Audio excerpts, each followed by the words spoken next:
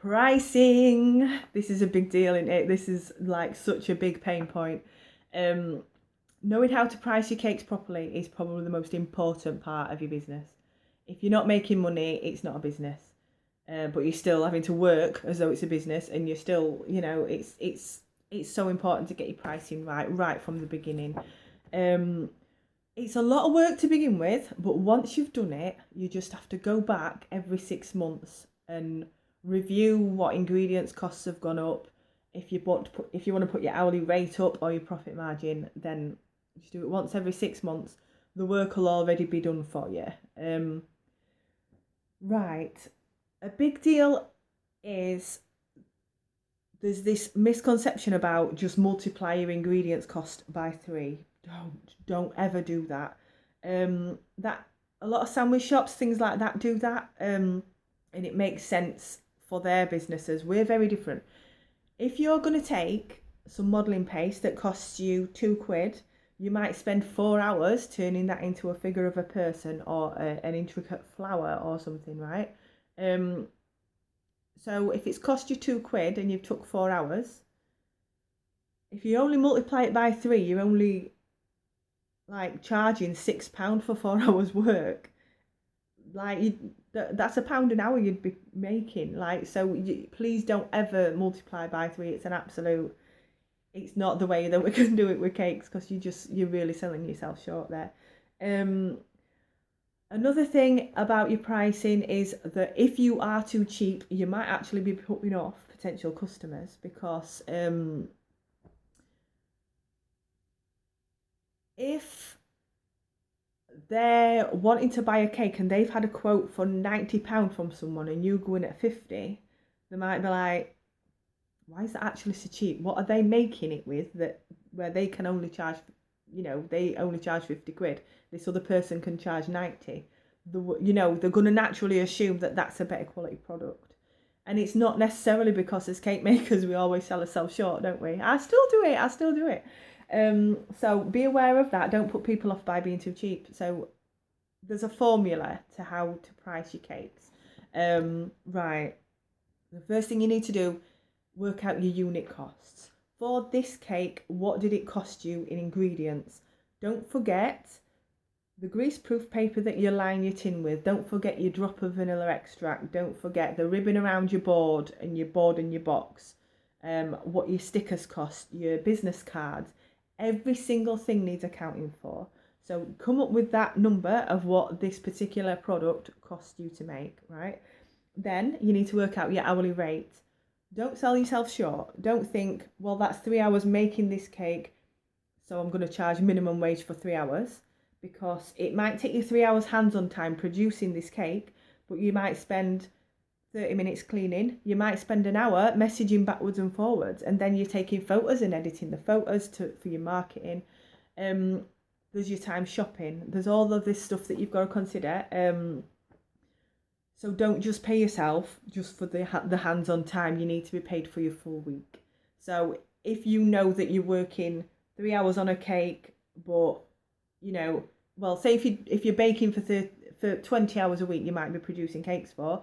You might be spending another 20 on cleaning and shopping and emailing and all that business. So you probably need to charge at least double minimum wage if that's how you're working. Obviously, not everybody's going to do 50% producing cakes, 50% on the rest of the business.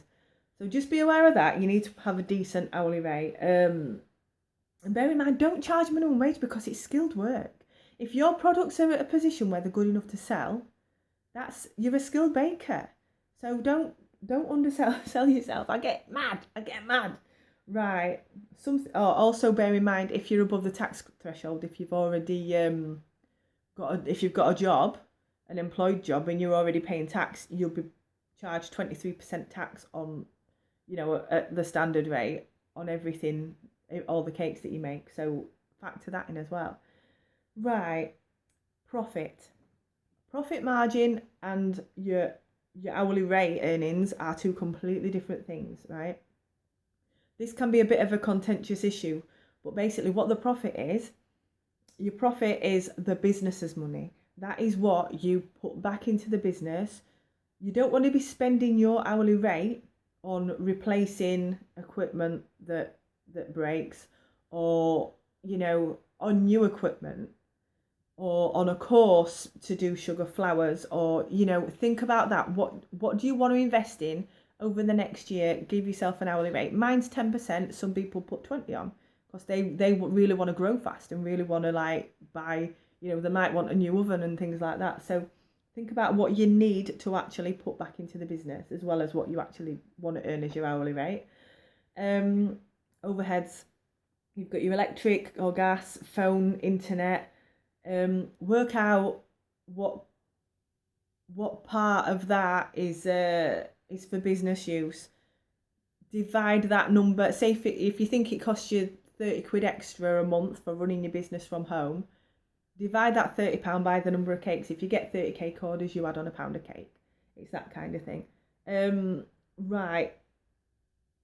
What I would recommend is that as you go along, round everything up a little bit. If something costs you 95p, put it down as a pound.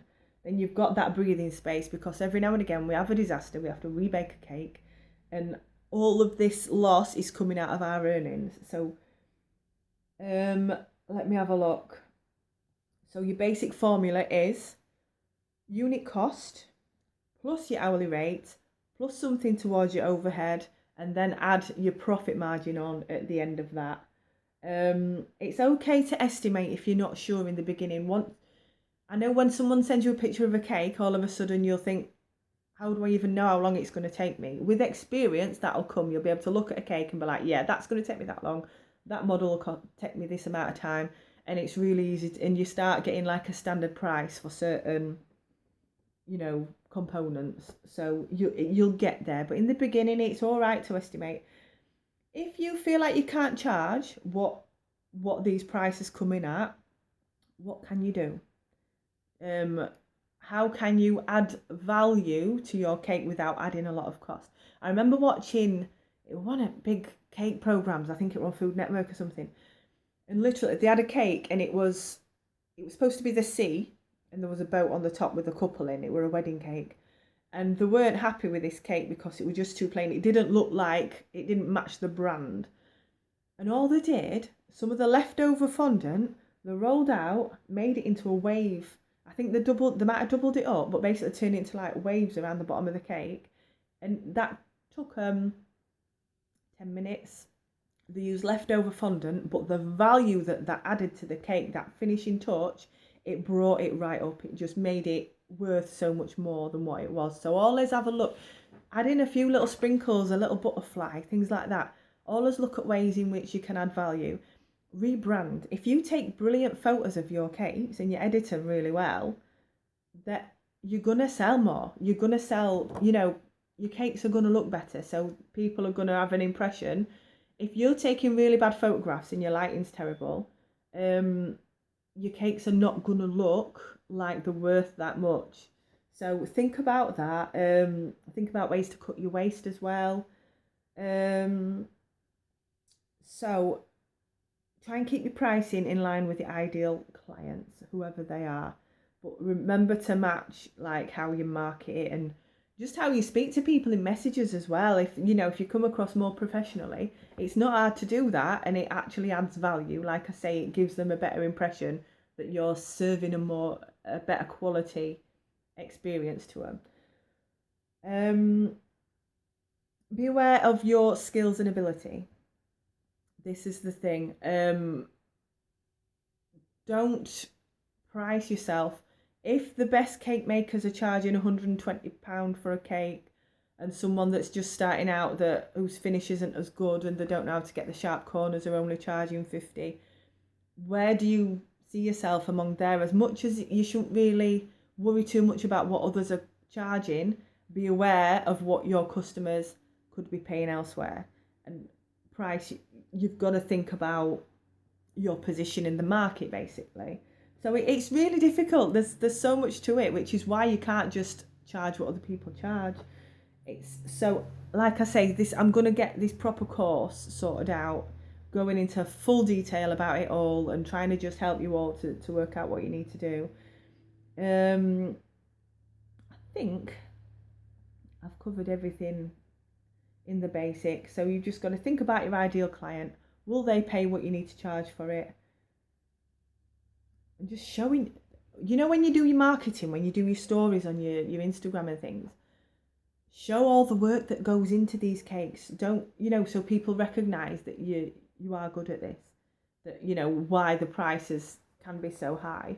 But yeah, keep an eye out for my course. I'm not promising it anytime soon. I just wanted to quickly give you a bit of something, right? Ask any questions, because, if any of that didn't make sense, ask me. That's what I'm here for.